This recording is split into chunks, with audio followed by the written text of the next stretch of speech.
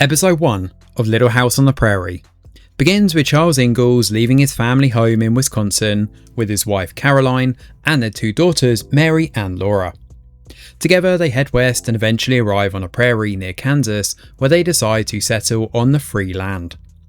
On the journey, Charles pulls Caroline, the girls, and their wagon through a river while the horses struggle against the current. During the crossing, their dog Jack jumps into the water and is swept away. Once Charles gets the wagon safely to the other side, Dr. George Tan finds the family. George helps dress Caroline's wound and directs Charles to the Judson Hotel, telling him to get in touch with Eli James, who can help him claim land. Now Charles and Caroline then check their belongings, many of which have been damaged after the wagon nearly drowned in the river. Meanwhile, Laura and Mary search for Jack, but there's no sign of him. Laura spots a young Native American girl with her parents nearby though, but Mary calls her back to join the family for dinner. That evening, Charles reassures Laura that Jack will find his way back to them as they continue on to Independence, Kansas. Laura leaves a trail of cornbread behind, hoping that Jack will follow it. And once they arrive in Independence, Caroline buys groceries from a local store run by Emily Henderson. Now, Emily tells Caroline that the town has no post office, school or church. And meanwhile, Charles finds Eli James at the hotel, and Eli sends him to Sam Parker, who can help him claim a piece of property unofficially. At the store, Mary and Laura argue when a young boy named Caleb notices Mary. Emily then hands Caroline the bill, and Caroline realises she can't actually afford everything. She asks Emily just to pack the essentials, refusing to take the rest on credit before the family sets up camp for the night. That evening, Mary is upset with Laura for embarrassing her in front of Caleb, while Laura continues to worry about Jack. The next morning, Caroline and Mary wash clothes by the river, and Laura finds a Native American doll. She asks Caroline if she can keep it. And later that night, the girls begin to wonder where their father actually is. Laura leaves the tent to look for Jack, only to find herself surrounded by wolves. Caroline scares them away by firing her rifle, then stays awake all night on guard until Charles finally returns the next morning. And Mary tells Charles what happened, and later that day, he takes the family to the land he has found. He explains where he plans to build their house and begins chopping wood, while Caroline helps wherever she can. Sometime later, Mary discovers that Caleb has left a ribbon for her among the groceries. Laura then accompanies Charles to collect building materials, and they meet the same Native American girl again. The girl takes a doll from Laura's bag and tells her father that it belongs to her. Her father asks her to thank Laura before leading her away without speaking to Charles. Laura later asks Caroline if she can befriend the girl and her family. Caroline refuses, worried about the trouble it could cause, while Charles is more open to the idea. And meanwhile, the Native American family discuss the encounter, along with the government's plans to force their community into the Rocky Hills. They consider whether they may have to leave their home behind and start again elsewhere. The following morning, Caroline injures her foot while helping Charles carry a log. Charles tries to stop the bleeding before rushing to bring George back to the camp.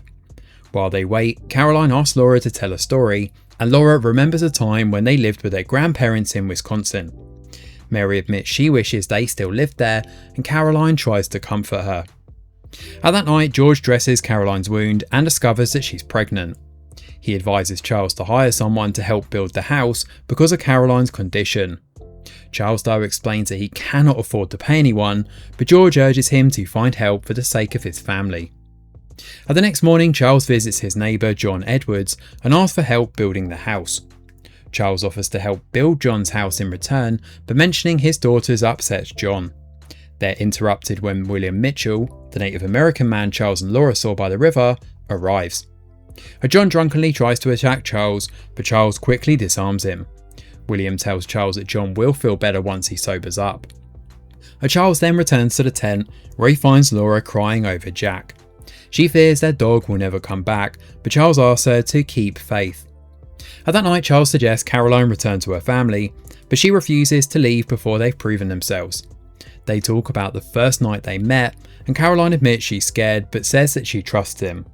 She wants to give their children a better future and suggests selling some of their belongings to pay for help with the house. Charles plays the violin while Mary tries to cheer Laura up, and the following morning Laura goes looking for Jack again and is overjoyed when she finds him. She's surprised to learn that John brought him back. Charles sends Laura to the tent with Jack while he speaks with John. John apologises for his behaviour and agrees to help Charles build the house. Although Charles is reluctant to trust him at first, John asks for a chance to make things right, and the two men agree to help each other. John then warns Charles that the land belongs to the Osage tribe and explains that the government is trying to force them from their homeland. He adds that the tribe is currently out hunting, but they will return soon. The episode ends with John telling Caroline that they finally have someone to help build the house. So Little House on the Prairie returns with this new Netflix remake, and this is shaping up to be a well-meaning family drama, with this adaptation setting out to portray itself as a feel-good drama overall, highlighting the theme of resilience through its characters. We obviously have the Ingalls family, who have been ousted from their home and are trying to make it out on their own with the limited resources they have at their disposal. After being promised free land in the West, the family uses all of their funds to make it to independence. However, it's clear here that Charles is not happy to learn how he was deceived into thinking that he would be able to start a new life just like that with no repercussions. Unbeknownst to him, of course, the land belongs to the Osage tribe, who are fighting a battle of resilience on their own as they try to fight the government, which is trying to push them away from their homeland. Right now, that sets up a conflict that I'm sure is going to grip the rest of this season, and with 7 more episodes to chew through, it's anyone's guess how this one will turn out in the episodes ahead. Thanks for watching, and do let us know your thoughts in the comments below. Smash a like or subscribe to the channel, your support is very much appreciated. I'm Greg Wheeler, and from all of us over here at The Review Geek, we'll see you on the next video.